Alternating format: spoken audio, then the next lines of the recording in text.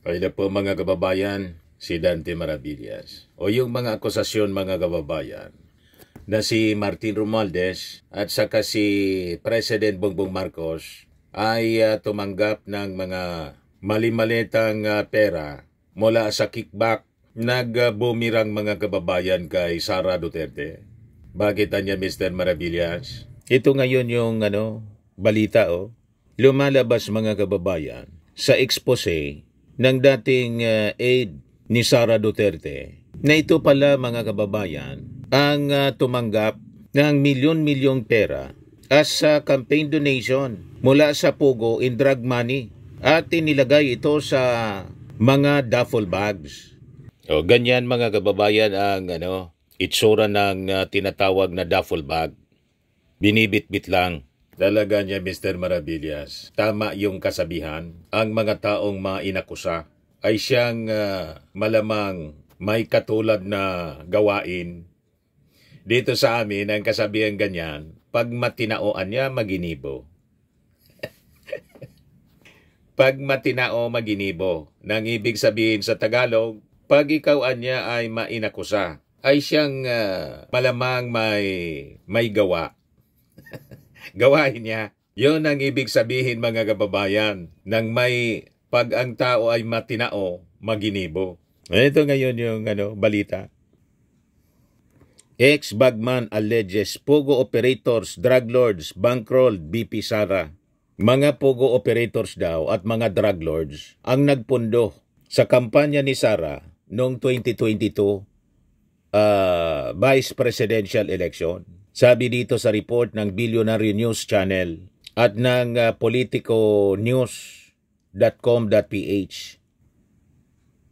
Ito yung nakakalula na iskandalo mga kababayan. Talagang mahihilo ka sa kwento. So sabi dito sa report ng Politico News at ng Billionaire News Channel, a man who introduced himself as a former bagman of Vice President Sara Duterte has alleged that their 2021-2022 national campaign was financed by Philippine offshore gaming operators, Pogos, and drug dealers. According to an affidavit obtained by Politico, nag-execute mga kababayan ng affidavit yung dating bagman para isalaysay yung kanyang nalalaman tungkol sa pagkatao ng Vice Presidente. Paano ito nanalo? Sino ang mga nag-finance sa kanya? So dito natin maiintindihan kung bakit galit na galit ang kampo ng mga Duterte sa ginagawa ng ating Pangulong Bongbong Marcos. Nalabanan po yung Pogo operations. Kasi lumalabas dito sa salaysay mga kababayan, affidavit na in-execute ng dating bagman ni Sara. Ang nag-bankroll pala, mga Pogo operators. At dito din natin mga kababayan maintindihan kung bakit dikit na dikit si Attorney Harry Roque sa mga Duterte. Ayaw talaga niyang iwan kahit pinapalayas na siya. Umuwi ka na niya. Hindi ka kailangan dito sa dahig. Hindi nga kinuha mga kababayan bilang attorney. Talagang sinisiksik niya ang kanyang sarili. Kasi po, di ba yung kaso, mga kababayan ni Attorney Harry Roque may koneksyon sa Pogo operation. Doon siya nagkasabit-sabit. Kaya pinanindigan na niya mga kababayan. Qualified human trafficking. And this time with this expose, lalo natin maintindihan kung bakit magkakasama sila talaga sa hirap at ginhawa. Di ba ba? Yung sabi dito sa report ng Politico News, in his sworn statement, Ramil Lagunoy Madriaga claimed that in 2020 daw, upon the alleged instruction of then Davao City Mayor Sara Duterte, he helped organize a group called Inday Sara Duterte is My President or ISIP, together with several of the Vice President's former classmates at San Sebastian College of Law, where he also said he graduated. So, iisang paaralan pala mga kababayan yung pinag-aralan, San Sebastian College of Law. Madriaga said, the group later registered with the Securities and Exchange Commission as ISIP Pilipinas, became a national support network for Duterte's presidential bid, with him serving as its national convener. He claimed the group initially received funding from Mayor Sara Duterte and other allied support groups. Insider talaga siya. Hindi lang insider. Close aid po. O yan po si Madriaga as posted ni columnist Ramon Tulfo. Yan sabi ni Montolfo, ayon sa aking little birdie, dumadalaw si BP Sara kay Ramil Madriaga, isang detainee sa BGMP NCR Jail sa Camp Bagong Diwa, Bikutan sa 10 oras ng gabi.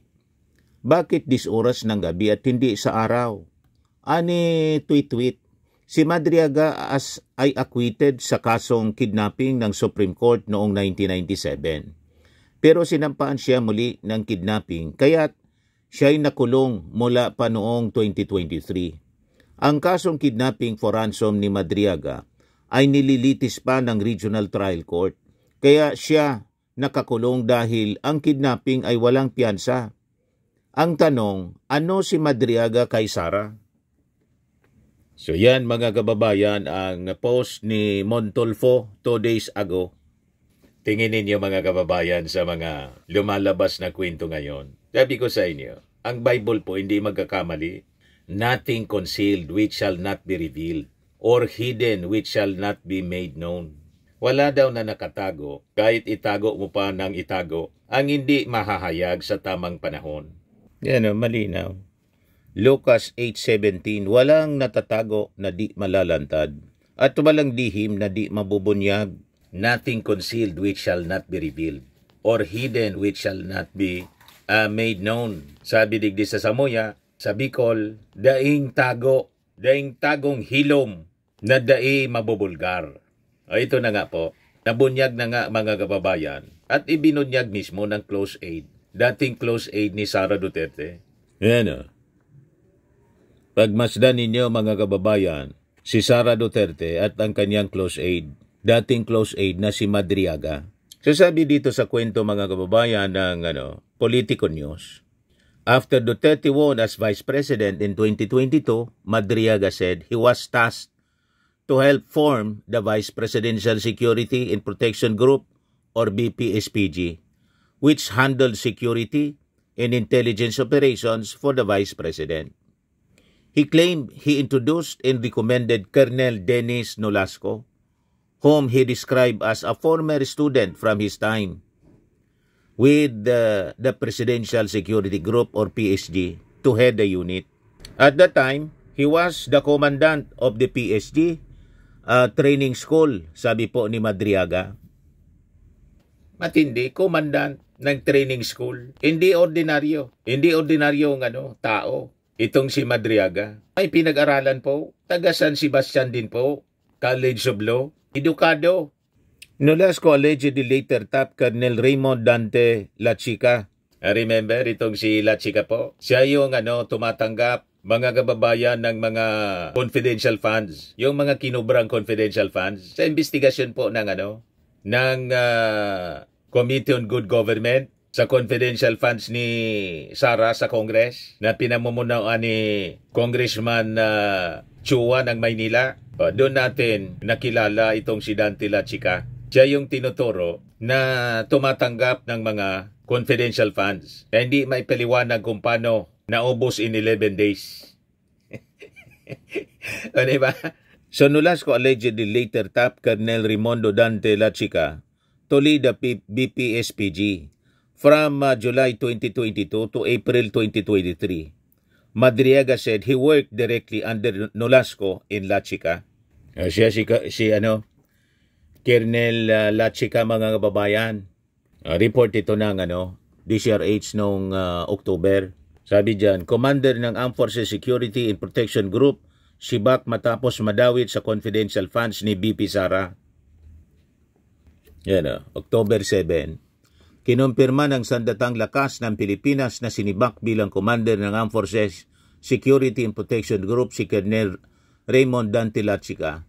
Nagsilbi ring pinuno si Lachica ng Vice Presidential Security and Protection Group bago ito binago o nireorganize bilang ngayong ASPG. So tinanggal siya dahil sa pagdawit sa confidential funds ni Sara Duterte. Siya yung ikinikwento, mga kababayan, ni Madriaga.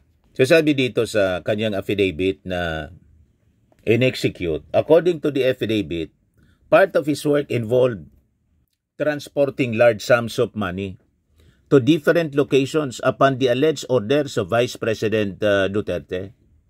One delivery he claimed involved a duffel bag filled with cash that was brought to a comedy bar in Timog area described as owned by and frequented by SSC Law Alumni, San Sebastian College of Law Alumni. There, he allegedly saw Office of the Vice President spokesperson Reynold Monsayac, whom he identified as former classmate of Duterte. Reynold Monsayac. Siya po, abogado pala to. Attorney Reynold S. Monsayac. Tama, San Sebastian College of Law, class valedictorian. Siya nga, Easy Pilipinas Movement Antipolo. Si Attorney Reynold S. Monsayac ang first nominee ng ACT as one party list. Yan.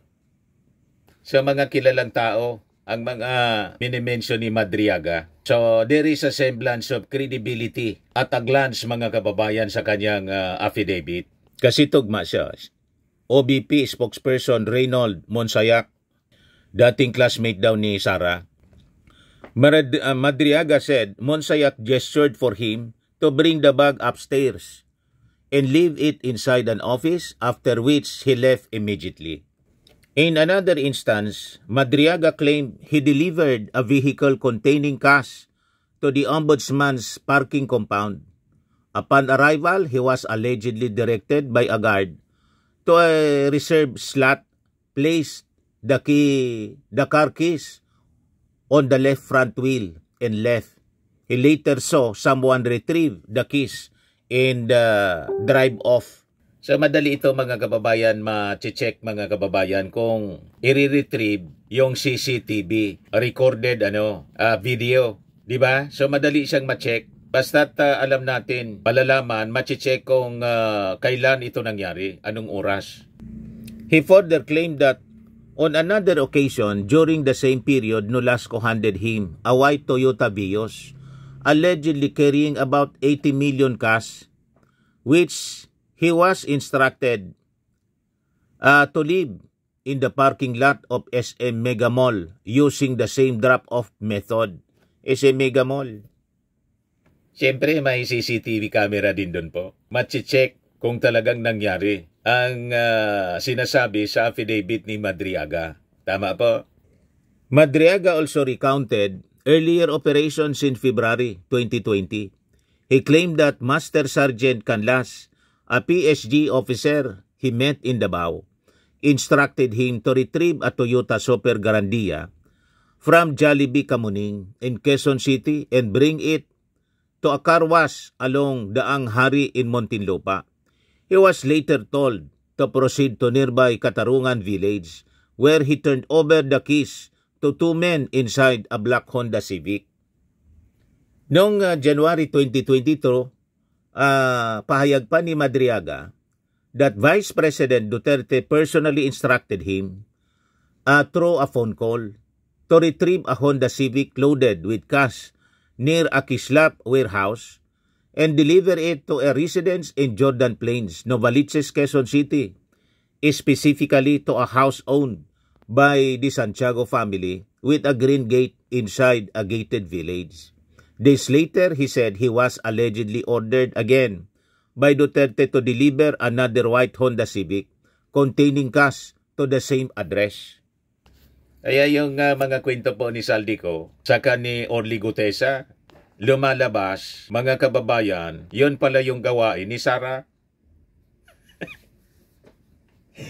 Pinattern doon yung pag-deliver ng mali-maleta, allegedly, containing basura. Yun ang affidavit ni Gutesa para daw kay Martin Romualdez at saka sa ating Pangulong Bongbong. Ganon din yung nasa video ni Saldico. Mali-malitang pera. So with this story na pumutok ngayon, lumalabas yung ganyang kwento pala, mga kababayan, ay dati nang gawain nila.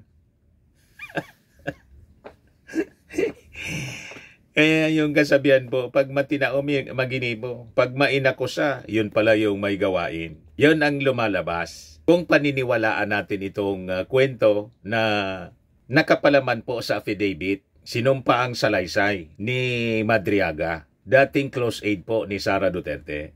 So sabi dito, the funding for the AC Pilipinas National Campaign 2021-2022 along with the other parallel groups came from POGO operators and drug dealers. Sabi po ni Madriaga, matindi po, nakakapanindig balahibo. Kung totoo po ay itong kwento ni Madriaga, talagang nakakapanindig balahibo. At with this revelation, goodbye to the ambition ni Sara Duterte na maging Pangulo. Di ba? Sumabog ngayon mga kababayan sa kanyang pagmumuka mismo. Itong expose as revealed ng kanyang close aide mismo. So sabi dito sa kwento, I was able to identify several of these individuals during my frequent pickups of cash-filled bags at locations such as The Gate in Pampanga, Vertis North Mall, in Seda Hotel in Quezon City, in the Grand Hyatt in BCG, sabi po ni Madriaga. As of posting time, neither the Office of the Vice President nor the individual's name in the affidavit had issued a response to the allegations. So para time bomb mga kababayan ito na pinasabog. Ito talaga ang masasabi nating explosive revelation. Very specific yung mga personalities at yung mga lugar kung saan dinala yung pera at pinick up yung milyon-milyon na nakalagay mga kababayan sa duffel bag intended para i-bankroll ang kampanya po ni Sara Duterte for Vice President noong 2021-2022. Nasabi po ni Madriaga, ang pondo ay galing sa POGO operations at sa droga. Di ba talagang nakakapanindig balahibo? Hindi man nabanggit dito, mga kababayan, kung bakit siya lumabas. Ano motibo niya, mga kababayan, sa pag-expose? Other than, siyempre, pwede tayong mag-speculate. Gusto niya itong ilabas para alam ng mga mamamayang Filipino kung gaano peligroso na maging presidente ang isang Sara Duterte. Pero ito, speculation lang po natin kasi hindi man sinabi dito sa kwento kung ano ang motibo niya sa pag-expose at pag-execute ng affidavit exposing Sara Duterte. Kaya tama itong reaction ni Brother Benji Contreras. Sabi niya, lahat ng binibintang ng mga Duterte kina PBBM at kung Martin Romualdez, katulad na delivery ni Saldico ng mali-malitang pera ay gawain pala ni Sara Duterte. Sa paglabas ni Ramil Madriaga, ex-security ni Sara, nakita ang baho ni Sara. So yan mga kababayan yung ating short video. Abangan natin yung magiging reactions ng kampo ni Sara Duterte na ngayon nasa Hague, bumisita sa kanyang tatay at sa kanyang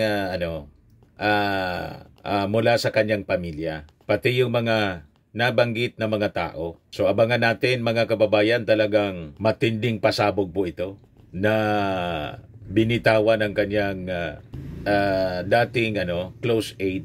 So ito ang ating programa. Atid sa inyo nitong napakagandang product from Australia.